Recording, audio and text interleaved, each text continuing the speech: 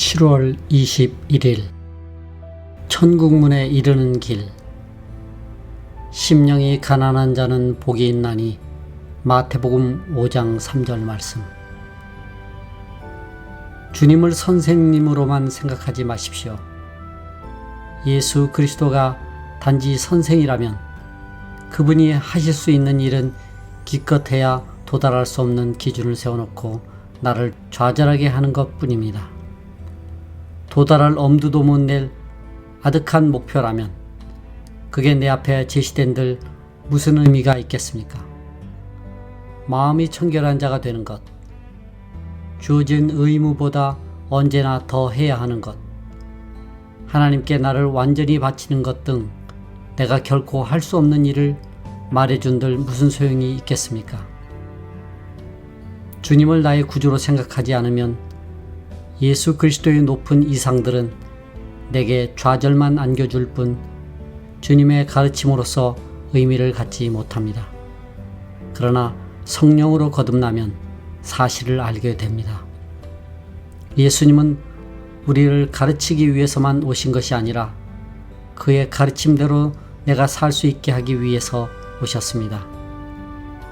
구속은 예수 그리스도가 자신의 생애를 지배했던 성품을 누구에게나 주실 수 있다는 것을 의미하며 하나님이 주시는 모든 기준은 이 성품에 기초를 둡니다. 산상수훈의 가르침은 거듭나지 않은 사람에게는 절망을 안겨줍니다. 그것은 예수님이 그렇게 되도록 하신 것입니다. 주님의 가르침을 실행할 수 있다는 자부심으로 스스로 의롭게 여기는 한 하나님은 우리를 계속 그렇게 두시다가 마침내 장애물에 걸려 우리의 무지를 폭로하십니다. 그러면 우리는 완전한 거지가 되어 자진해서 주님께 나아와 받고자 합니다. 심령이 가난한 자는 복이 있나니는 하나님 나라의 첫 번째 원리입니다. 하나님 나라 왕국의 밑바탕을 이루는 기초는 소유가 아니라 가난입니다. 예수 그리스도를 위해 내가 무엇을 할 수 있다는 나의 결심이 아니라 내가 무용지물이라는 것을 깨닫고 주여 저는 그런 일을 시작도 못하겠습니다 라고 시인하는 마음입니다. 이것이 천국의 입구입니다. 그러나 우리가 실제로 가난한 존재임을 믿게 되기까지는 오랜 시간이 걸립니다. 7월 22일 거룩. 하나님의 뜻은 이것이니 너희의 거룩함이라. 데살로니가전서 4장 3절 말씀. 죽음의 측면. 우리의 거룩을 위해 하나님은 생명과 함께 죽음도 다루셔야 합니다. 거룩은 우리가 죽음의 장소까지 오도록 요구하는데 많은 사람이 거기서 너무 많은 시간을 보내다가 병들어 버립니다. 거룩이 이루어지기 전에는 언제나 큰 싸움이 일어납니다. 우리 안에는 그리스도의 요구를 싫어하는 무엇이 있습니다. 물은 내게 오는 자가 자기 생명까지 미워하지 아니하면 능히 나의 제자가 되지 못하고. 누가복음 14장 26절 말씀. 거룩의 과정에서 성령은 나의 모든 것을 제거하여 마침내 나 밖에는 아무것도 남지 않게 하시는데 이곳이 바로 죽음의 장소입니다. 모든 덧입은 것을 벗고 기꺼이 자신으로 돌아올 용의가 있습니까? 친구, 부모, 형제, 이기심을 다 버리고 오직 죽음을 준비할 수 있습니까? 거룩은 우리에게 이것을 요구합니다. 여기에서 싸움은 시작되며 많은 사람이 넘어지기도 합니다. 우리는 여기서 예수 그리스도의 죽음을 나의 죽음이 되게 하기를 거부합니다. 그건 너무 엄격해. 주님은 나의 그런 것까지는 요구하시지 않을 거야 라고 말합니다. 그렇지만 주님은 엄격하신 분이어서 그런 것까지도 요구하십니다. 내가 세상의 화평이 아니라 검을 주러 왔노라. 마태복음 10장 34절 말씀. 나는 기꺼이 나로만 축소될 수 있습니까? 친구들이 알아주는 나, 내가 생각하는 나를 모두 벗어버릴 수 있습니까? 꾸밈 없는 나를 하나님께 드릴 결단이 서 있습니까? 결단하면 주님은 나를 온전히 거룩하게 하실 것이며 나는 그동안의 모든 헛된 노력에서 해방되어 하나님만 향해 나아갈 것입니다. 주님, 거룩하게 되는 것이 무엇인지 보여주십시오 라고 기도하면 주님은 그렇게 하실 것입니다. 그것은 예수님과 내가 하나 되는 것입니다. 거룩이란 예수님이 내 안에 넣어주시는 그 무엇이 아니라 내 안에 계신 예수님 자신이십니다. 7월 23일 거룩. 너희는 하나님께로부터 나서 그리스도 예수 안에 있고 예수는 하나님께로 나와서 우리에게 거룩함과 구속함이 되셨으니 고린도전서 1장 30절 말씀. 생명의 측면. 사람이 거룩해지는 것은 신비한 일입니다. 예수님이 나에게 거룩함이 되셨음을 믿는 순간 예수 그리스도의 완전한 성품을 즉각 선물로 받습니다. 거룩해진다는 것은 예수님의 거룩하심 자체가 나의 거룩함이 되어 삶에서 나타나는 것을 의미합니다. 거룩한 삶을 사는 신기한 비밀은 예수님을 모방하는 것이 아닙니다. 예수님의 완전하신 성품이 내 삶에 나타나도록 하는 것입니다. 나의 거룩은 곧 내 안에 계신 그리스도입니다. 내가 받는 것은 놀라우신 주님의 생명이며 믿음으로 받는 하나님의 주권적 은혜의 선물입니다. 하나님의 말씀 가운데 있는 거룩함이 내 삶의 진실한 실제가 되게 할 수 있습니까? 거룩한 사람이 되는 것은 예수 그리스도의 거룩하신 성품을 받는 것입니다. 그것은 모든 거룩하게 된 사람들을 통해 나타나는 주님의 인내, 사랑, 거룩, 믿음, 순결, 경건의 선물입니다. 거룩은 내가 거룩해지기 위해 예수님에게서 능력을 이끌어내는 것이 아니라 주님 안에서 나타났던 거룩을 예수님께 받는 것입니다. 거룩은 모방하는 것이 아니라 받는 것입니다. 모방은 원본과 전혀 다릅니다. 모든 일은 예수 그리스도 안에서 완성됩니다. 거룩의 신비는 예수님의 완전한 성품과 자질을 마음대로 가질 수 있는 것입니다. 그래서 나는 서서히 그러나 확실하게 질서 있고 건실하며 거룩한 삶, 하나님의 능력으로 보호받는 삶을 살게 됩니다. 7월 24일 성품과 행동. 내가 너희에게 이르노니 너희 의가 바리새인과 서기관보다 더 낫지 못하면 결단코 천국에 들어가지 못하리라. 마태복음 5장 20절 말씀.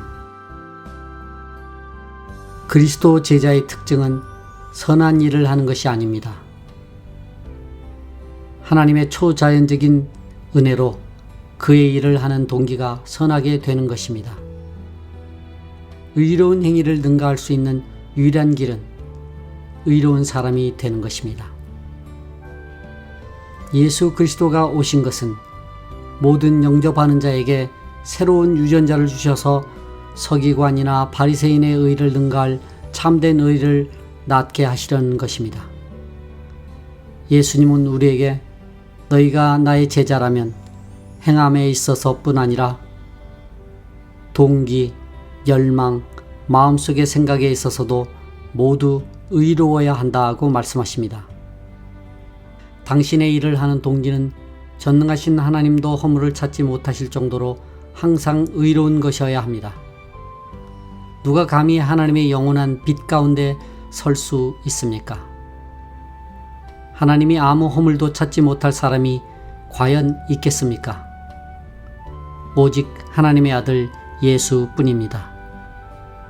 예수 그리스도는 구속을 통해 자신의 성품을 넣어 주심으로써 어떤 사람도 어린아이같이 순결하고 단순하게 만들 수 있다고 말씀하십니다.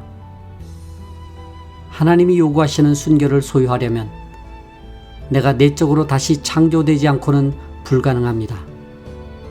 예수님은 구속을 통해 이 일을 담당하신 것입니다. 아무도 율법에 순종함으로써 자기를 순결하게 만들 수 없습니다. 예수 그리스도는 우리에게 규칙을 주시지 않습니다.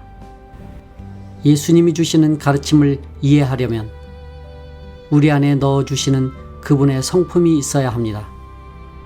구원의 위대한 경위는 예수 그리스도가 우리의 유전자를 바꾸어 주신다는 것입니다.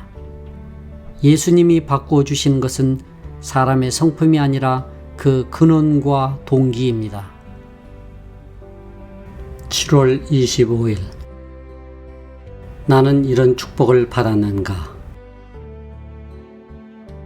어떤 자는 복이 있나니 마태복음 5장 3절에서 11절 말씀. 예수님의 말씀을 처음 읽으면 너무 단순하고 평범하여 별 감흥 없이 우리의 잠재의식 속으로 사라지고 맙니다. 예를 들어 산상수훈의 축복을 처음 대하면 그냥 마음을 달래주는 말들 같습니다. 영적 추구에 매료된 사람들, 혹독하고 숨가쁜 생활전선에는 실제적인 가치가 없는 사람들을 위한 듣기 좋은 교훈처럼 보입니다. 그러나 곧 우리는 그 말씀들이 성령의 폭발적인 능력을 담고 있음을 알게 됩니다. 환경이 허락하면 이 말씀들은 언제든지 폭발하여 그 위력을 발휘합니다. 성령이 그 말씀 중 하나라도 기억나게 하면 우리는 와, 이 얼마나 놀라운 말씀인가 하며 감탄합니다.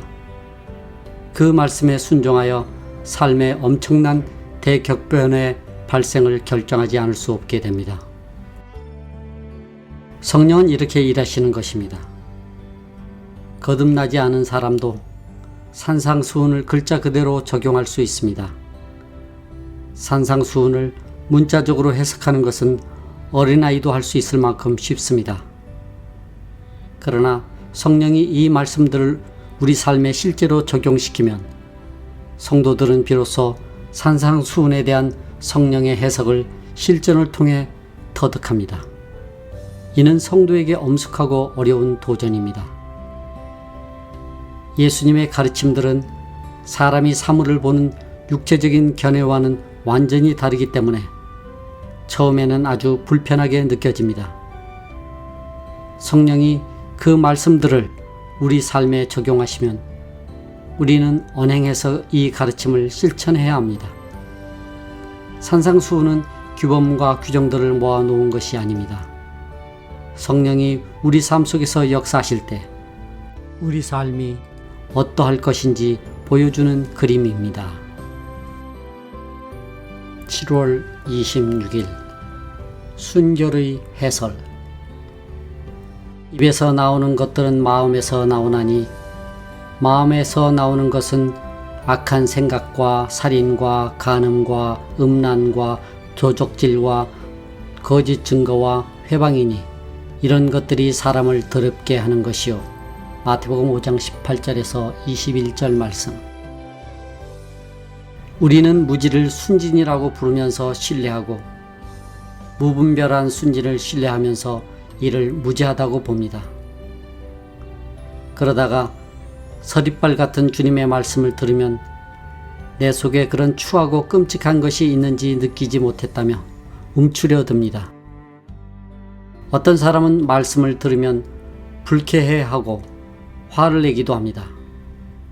예수 그리스도는 인간 심리의 최고 권위자이시거나 아니면 우리가 관심을 가질 가치가 없는 존재여야 합니다. 마음을 꿰뚫으시는 주님의 말씀을 신뢰할 것입니까? 나의 순진한 무지를 신뢰할 것입니까? 내가 의식적으로 나의 순진함을 테스트한다면 예수 그리스도가 지적한 말씀이 진실이라는 것을 알게 될 것입니다. 그리고는 내 속에 있는 온갖 사악하고 불의한 가능성을 보고 놀라지 않을 수 없을 것입니다. 나의 순진함을 신뢰할 만한 것으로 알고 의지하는 그릇된 안정감 속에 있는 한 나는 바보들의 천국에 살고 있는 것입니다. 내가 사람들 앞에서 무례하고 난폭한 사람으로 드러나지 않는다면 겁이 많거나 교양적인 삶의 보호막 아래에 있기 때문입니다. 그러나 모든 거칠애를 벗고 하나님 앞에 나를 완전히 드러내면 나에 대한 예수님의 진단이 정확한 것임을 알게 될 것입니다. 우리가 의지할 수 있는 유일한 보호는 예수 그리스도의 구속입니다. 자신을 그대로 예수님께 넘겨드리면 마음속의 무서운 가능성들을 경험하지 않게 됩니다. 순결은 내가 자연적으로 도달하기에는 너무 깊은 곳에 있습니다. 그러나 성령이 내게 들어오시면 예수 그리스도의 생애에 나타내신 영이 내 삶의 중심에 주어집니다. 그 영은 거룩하고 흠이 없으며 순결합니다. 7월 27일 지식의 길. 하나님이 사람이 하나님의 뜻을 행하려 하면 이 교훈이 하나님께로서 왔는지 알리라. 요한복음 7장 17절 말씀. 영적인 것을 이해하기 위한 우리의 행동 규범은 지식을 추구하는 것이 아니라 순종하는 것입니다. 과학의 지식을 갈망하는 사람은 지적 호기심을 따라 그 길을 갑니다. 그러나 예수 그리스도의 가르침을 깨닫고 통찰하기를 갈망하는 사람은 오로지 순종을 통해서만 그것을 얻습니다. 영적인 것들이 어둠에 감춰진 채 도무지 보이지 않는다면 내가 분명히 삶의 어느 영역에서 불순종하고 있기 때문입니다. 지식의 어둠은 무식의 결과지만 영의 어둠은 불순종의 결과입니다. 하나님의 말씀을 받는 사람은 누구든지 그에 관한 시험을 치러야 합니다. 우리는 이 시험 과정에서 불순종하고서는 왜 영적으로 성장하지 못하는지 의아해 합니다. 예수님은 말씀하셨습니다. 예물을 제단에 드리다가 거기서 내 형제에게 원망들을 만한 일이 있는 줄 생각나거든 예물을 제단 앞에 두고 먼저 가서 형제와 화목하고 그 후에 와서 예물을 드리라 라고 말씀하셨습니다. 내가 말하기 전에 내 눈앞의 일을 바로 고쳐 순종하라. 주님은 아주 세세한 일까지도 지시하시기 때문에 우리는 단 한순간도 주님께 거짓을 구할 수 없습니다. 성령은 우리의 모든 변명을 다 드러나게 하시며 전에는 생각조차 하지 않은 일들에도 예수님이 말씀을 통해 당신이 어떤 일을 깊이 생각하도록 하시면 피하지 마십시오. 그것을 회피하면 당신은 종교적 거짓말쟁이가 됩니다. 당신이 간단히 떨쳐버리는 일들과 순종하기 거부한 곳을 재검토하십시오. 그러면 왜 영적으로 성장하지 못하는지 알게 될 것입니다. 예수님의 말씀대로 우리는 먼저 순종해야 합니다. 하나님이 당신에게 말씀해 주시는 것이면 사람들이 당신을 광신자라고 오해할 위험이 있어도 순종해야 합니다. 7월 28일 순종 다음에는 무엇? 즉시 제자들을 재촉하사 자기가 무리를 보내는 동안에 배 타고 앞서 건너편 벳세다로 가게 하시고 마가복음 6장 45절 말씀. 우리는 예수님이 우리에게 하라고 하신 일을 순종하면 주님이 성공을 주실 것이라고 생각하는 버릇이 있습니다. 우리가 꿈꾸는 성공이 우리에게 두신 하나님의 목적이라고 생각해서는 절대로 안 됩니다. 사실 하나님의 목적은 그 반대일 수도 있습니다. 우리는 하나님이 어떤 특정한 목적을 향해 우리를 이끌어 가신다고 생각하지만 하나님은 그러시지 않습니다.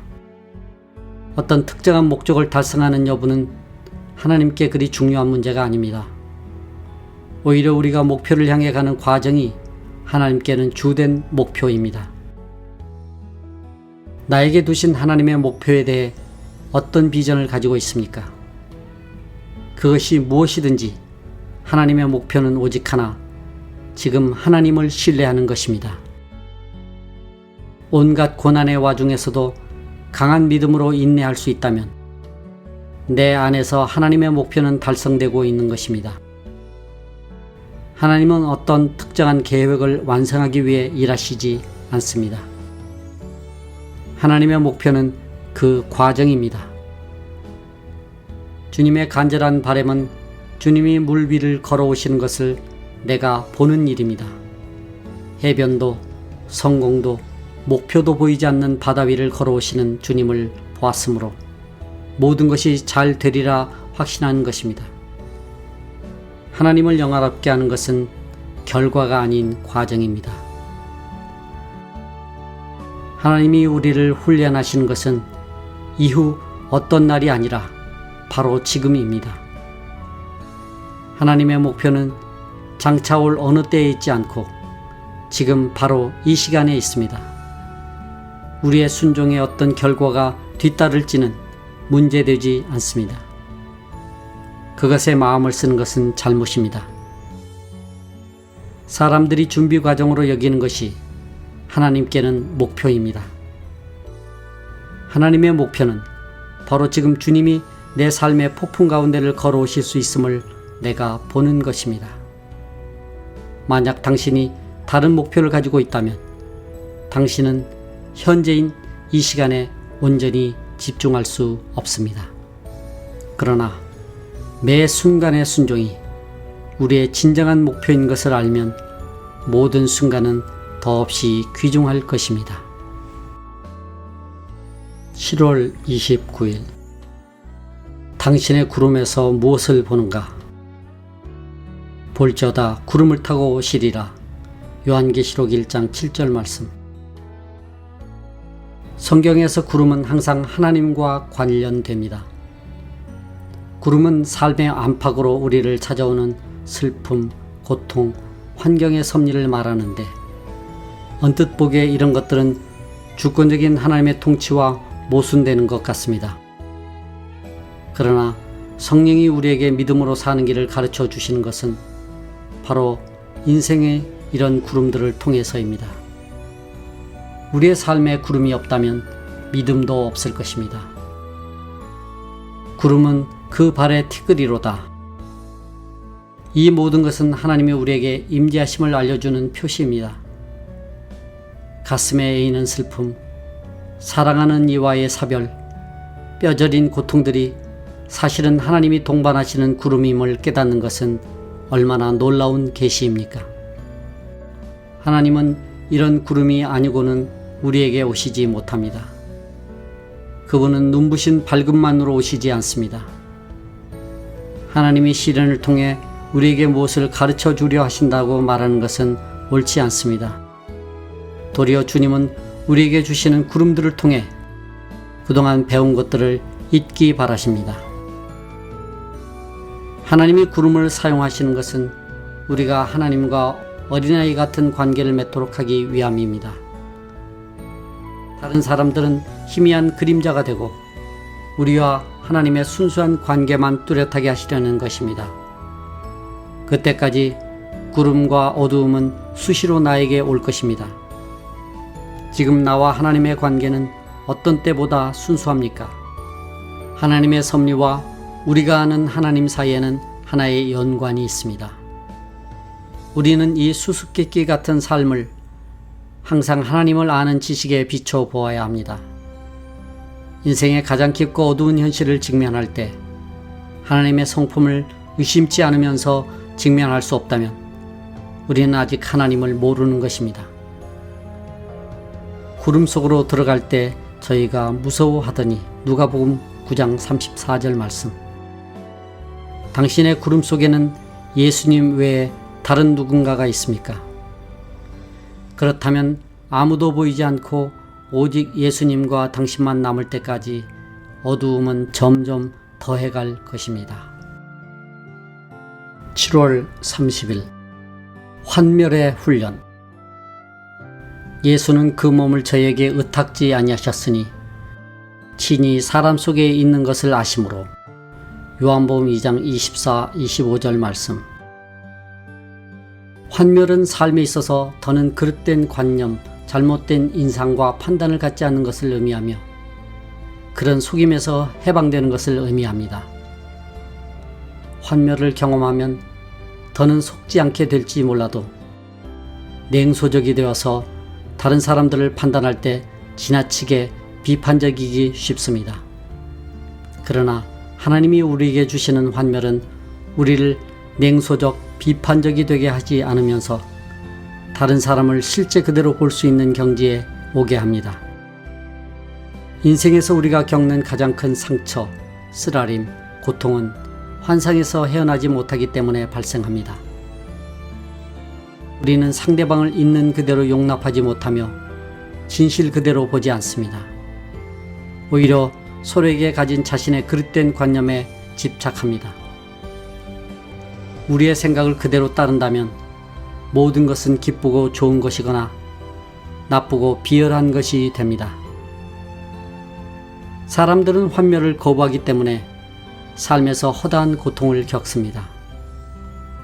고통이 발생하는 경위는 이렇습니다.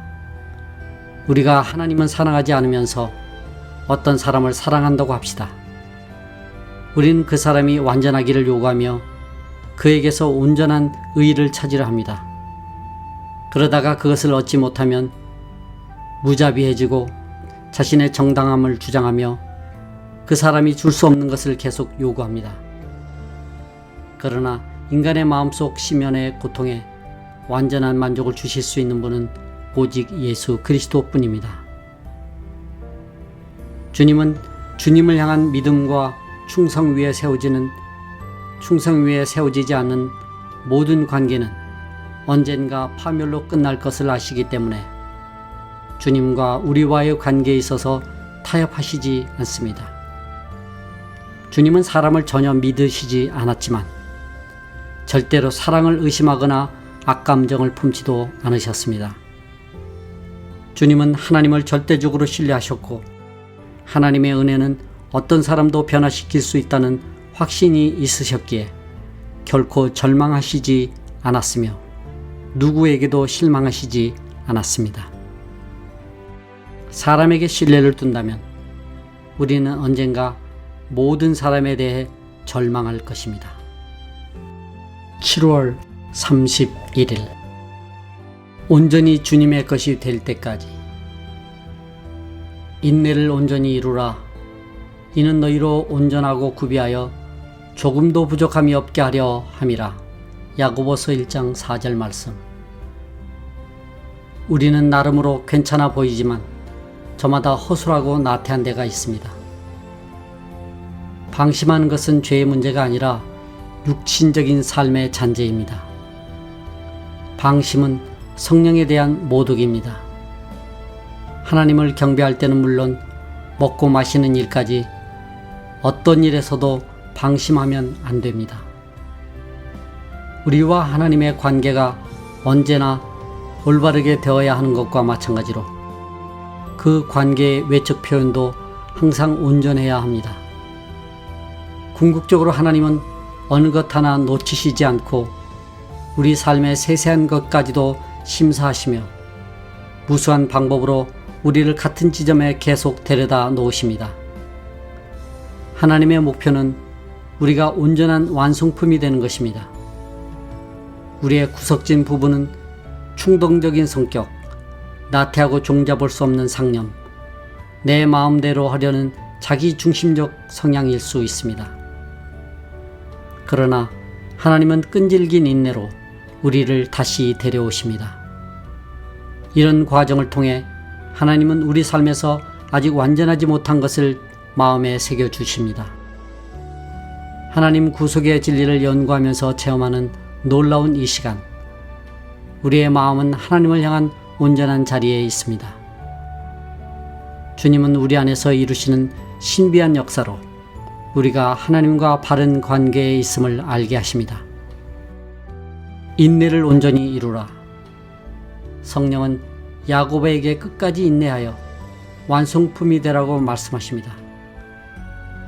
사소한 일이라도 허술하게 다루지 않도록 주의하십시오.